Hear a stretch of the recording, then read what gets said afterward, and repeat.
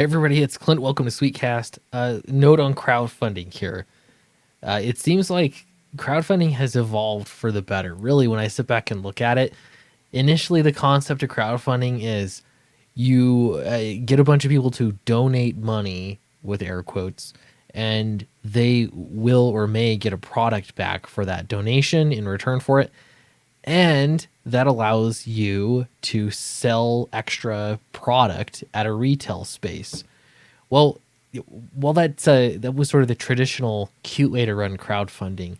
I think that it's actually better now in that the backers are what it's about. It's not about getting to retail. And so I want to get to some of these comments from Ethan Van Sciver on the topic. I think it's worth discussing. But first, check out Downcast 3 on Indiegogo. I gotta refresh this. This is not up to date. We have 4 days left. We're at 30,627. So thank you everybody that backed. I think we can climb even higher in these next 4 days. If you haven't backed it, check it out because we're running out of time. This helps us a lot because I'm actually going to sort of set print runs at the end of the week here. So it'll be very helpful if you do back it. Check it out. Look at this. We got 84 and 87 respectively for the Matt Weldon cover and the Eric Weathers cover. So I guess choose wisely. Pick up a t-shirt if you don't have one yet. It's a good time to snag one. All sorts of good stuff. And lest we forget, the original cover here is still available if you want to drop some cash on original art. It looks it's amazing in person. Matt Weldon did such a great job on it. Anyway, check that out.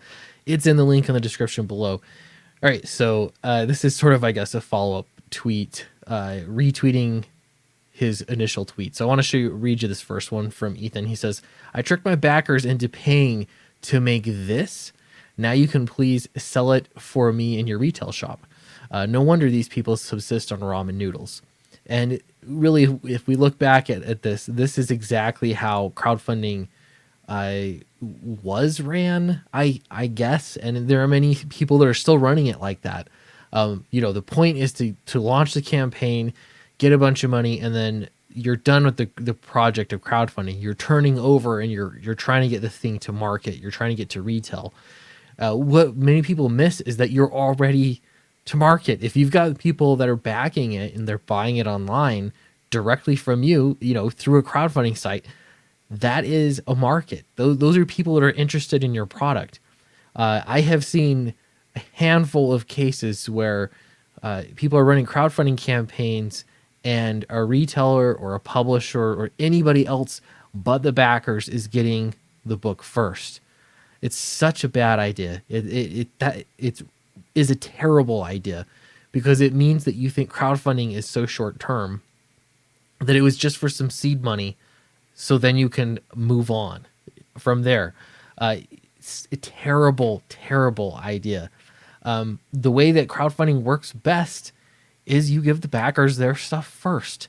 If you're a greedy retailer that you need to be the first release of the product, you don't understand.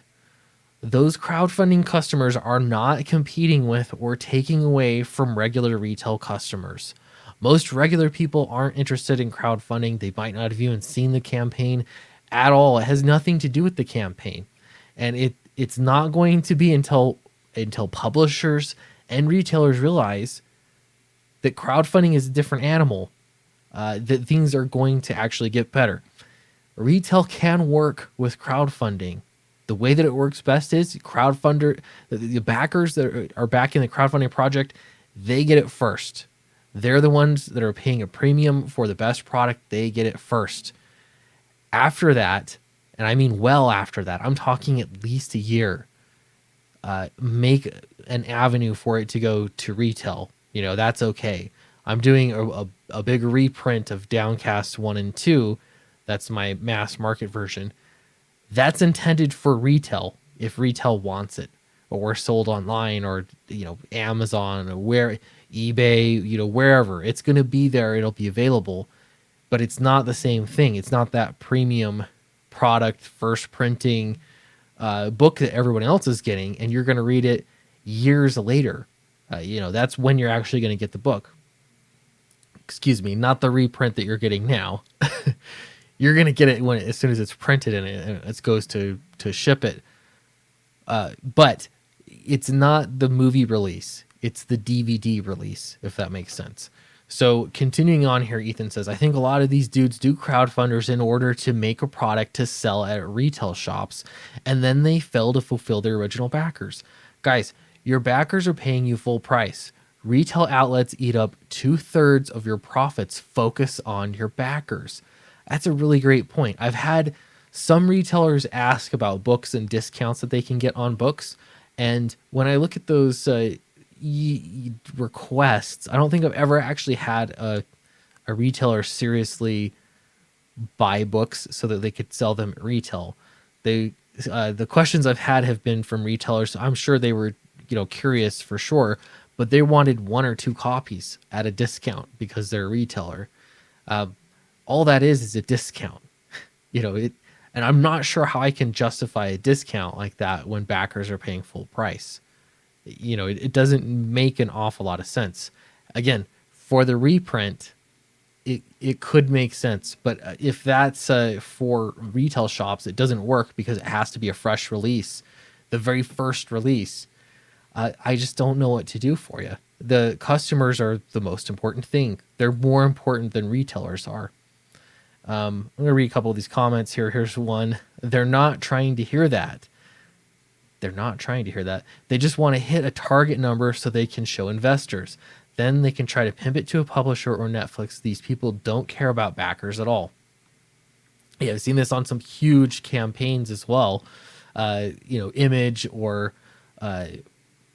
Boom, whatever, POW, whatever the comic book publisher stays. They want to publish it first through the regular market because they don't want the crowdfunding to mess anything up. So if you're paying for a crowdfunded book, you have the privilege of waiting till everyone else gets it first before you get your version. Why? This is such a backward way to think about things, but I think this is the way that a lot of mainstream comic book publishers and creators, that's the way that they're looking at it and that they want it to run. You guys are missing it. It's incorrect. Here's another one. I have 2K out and unfulfilled campaigns. That's a lot. Comics cost $3.99 in comic book stores, and you get them when you pay. Just saying. Yeah, you could back a campaign. Some people do this. They back a campaign once they know that the campaign is starting to ship. You could do that. This is why I think creators can put more of an effort to get more of the book done first, especially if you're established and people know that you're going to get your stuff together. You have some confidence in the backers that they're going to come back and back you. You can get more of the book done first. And that way it saves on the time. It's going to be better for everybody that way. Here's a response here. Yeah, but the stores aren't selling comics. They are pre-used toilet paper. Burn. All right. There's a word for that. There's a word for what they do, which they try to project onto CG projects. What might be? Oh, right. Grift. Okay. Does CG have a place for writers and artists to meet? Everywhere, man. It's called playing the long game. I don't know about that. I don't know if that's the long game. I really think that the long game is actually fulfilling backers. You have happy readers. You have happy customers. You're in such a better position to sell your book elsewhere. You know why else I say that? One big thing. What kind of comic books are actually selling for the big two? It's not new stuff. It's reprints. There's a lot of demand for older books. There is. It's not the original release. How could there be demand for it? It's because they're good stuff. It's tried and true. So for me, it's a first print for backers, first always, and then for retail down the road, you're gonna get what you get. Essentially, you're gonna get some reprint, repackaged version, and as long as people are interested in reading it, you're getting new readers. That's great. I mean, it's a book. It has the content. That's what you came for, but you have to treat the early adopters like they matter. Because they do. They're the only reason why this model works at all.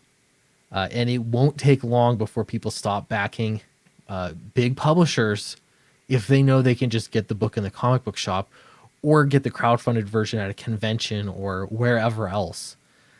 So anyway, let me know your thoughts. Let me know your thoughts and comments below. I'm having a hard time speaking today. Apologies for that. Check out Downcast 3 on Indiegogo right now. 4 days left. I think it'll say 3 days left by the time I post this video. But I really appreciate all your support. Check it out. Great comic book. I think you guys are going to love it. And we're actually putting finishing touches on things. So I want to get this thing sent off to the printer very quickly. So thanks very much, and I'll see you next time.